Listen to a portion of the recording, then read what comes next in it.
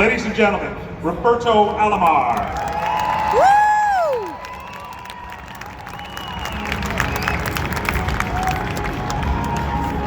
Up next, the best catcher in the history of this team, a guy who was, I'm sure people remember this, but an original Toronto Blue Jay. He came over in the 1976 expansion draft. He was originally property of the Boston Red Sox.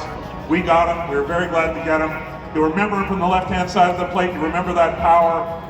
You remember him as a big part of those great teams in the 1980s. Ladies and gentlemen, Ernie Whitt.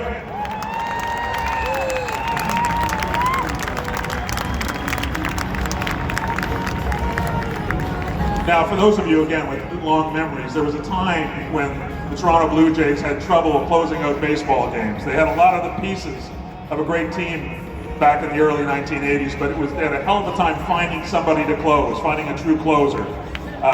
Went through some guys, had some heartbreaks. Some of you may remember those.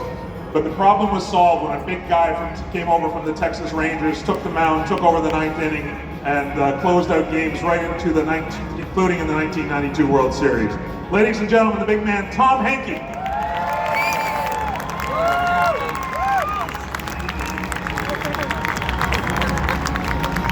And when you think of Tom Henke, you think of the other guy who was his setup man until '93 when he took over the job as the closer. A guy who had, I think, some of the nastiest stuff I have ever seen in a pitcher.